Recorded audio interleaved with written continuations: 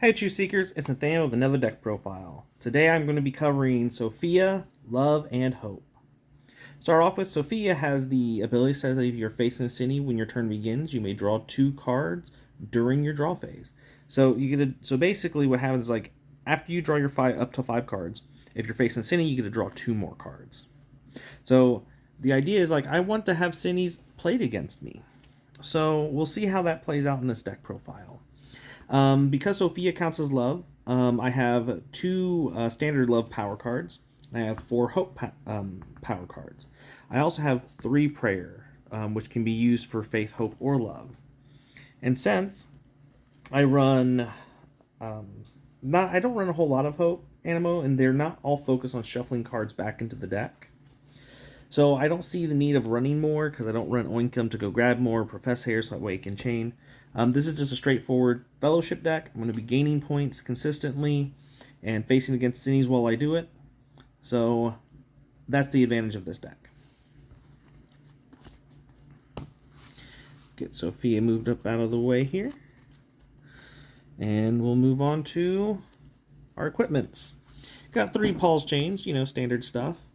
When this card is activated, or when the animal to whom this card is equipped cannot be activated, but can be discarded anytime during the setup phase. And once per turn, I can use Paul's chains to search my deck for up to 2 level 1s and place them directly into my small group. And then on top of that, I have Flotation Device. Flotation Device says this card can be attached to a love animo. Upon activating the animo to whom this card is attached, you may choose to bypass the active city and add that animo's virtue points directly to your score. So, since I want to keep cities in play, I use Flotation Device, so that way I can continuously gain points still, even while facing a city that I want to keep in play. Next up, since I want to be facing cities, I'm going to use Tough as Nails. So Tough as Nails says that if your active cine spot is empty, place this card there. When an opponent reveals a cine to you, discard this card and search your deck for up to 3 animo and add them to your hand. Shuffle your deck afterwards. So if my opponent plays a cine on me, I just go grab 3 animo from my deck and set myself up for my next turn. I could probably cut down Tough as Nails, but I don't think I will right now. And I have 1 Giant Killer.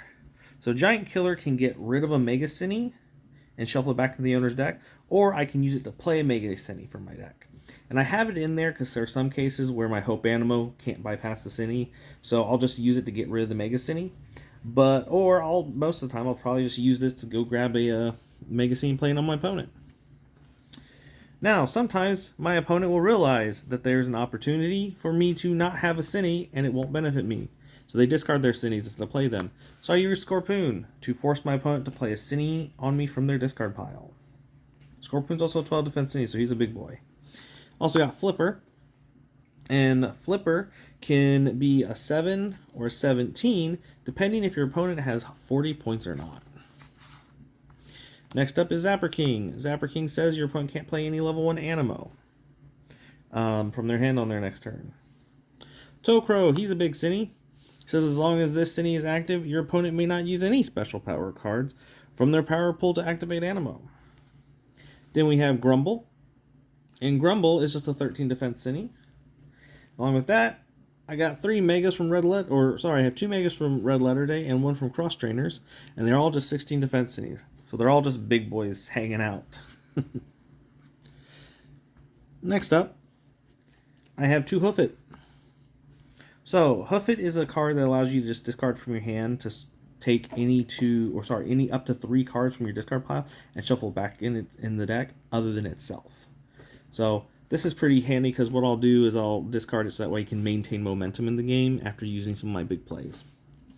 Next up, I have 3 Hightails. Hightail functions more as a story card by drawing me extra cards each turn, but it has the retreat ability that says, when this card's in your hand, you may choose to reveal it to your opponent and shuffle it back into your deck. If you do, draw 3 cards. It also can be used in a sit because this is a Hope deck. I can use it to use 2 to gain 9 points. I got 2 Swimmers. Swimmer helps me get my power cards. When I have Hope Power, I can activate him to go grab me a standard power card. Use him to grab my Love power card normally. Have Daybeak. Daybeak's his ability once per turn when this card's in your small group and you have no cards in hand, you may draw 3 cards. He's not really in here for that effect, but there are more opportunities for me in this deck to have less cards in hand, so I can probably just discard the rest of the card in my hand, just draw 3. However, I mostly use him for his Fellowship bonus because he has that Fellowship bonus of 8 with Love, and he only costs 2 and he shuffles 1 back.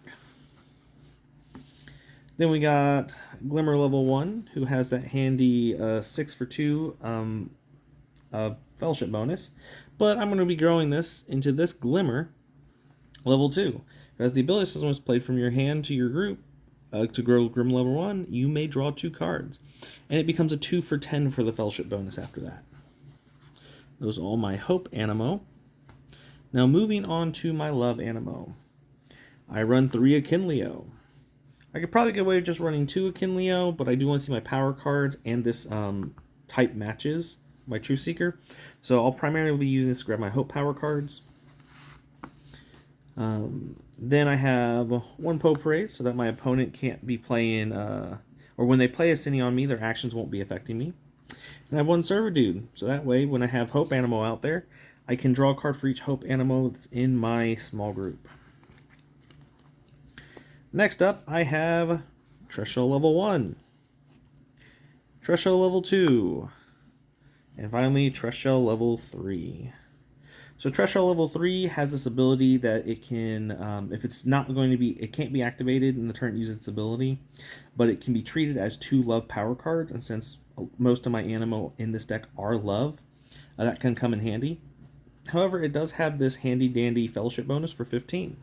I chose to go with the Treshell line instead of the Agapesaur line because we've used Agapesaur a lot, and I just wanted to give Treshell a little bit of love. And then one of the kings in this deck, or queens, depending on how you look at it, is Opopany. Opopany level 1 and Opopany level 2. So Opopany level 2 has the Repent action, which is a once per turn ability, which says that if there's an active Cine when this card's active or activated, you can go ahead and just bypass the Cine and apply the points directly to your score. This way, I don't have to get rid of the Cine in order to gain points. Oops. And then, next up, I have 1 Flow Ultra. And Flow Ultra has the swap ability where I can go ahead and discard Flow Ultra in order to search my deck for up to 3 Animo and add them to my hand. And then finally, I have Agapesaur Ultra from Fearless. So Agapesaur Ultra has an effect that says if this card's in my small group when my opponent reveals a Cine to me, I can search my deck for any 1 card. Just add it to my hand. It's great. Since I want my opponent to play Cines on me, I'm going to try and maximize the benefit of having Cines played against me. So if I have Tough as Nails and Agapesaur Ultra, the turn that they reveal a Cine on me, Agapesaur Ultra is going to search me a card, Tough as Nails is going to get me 3 Animo, which means I just plussed 4 cards in my hand, and now since I'm going to be facing a Cine, I'm going to draw 2 cards off of Sophia. So with that, we're going to bring this video to a close. In the meantime, Truth Seekers, keep learning virtues and defeating Cines.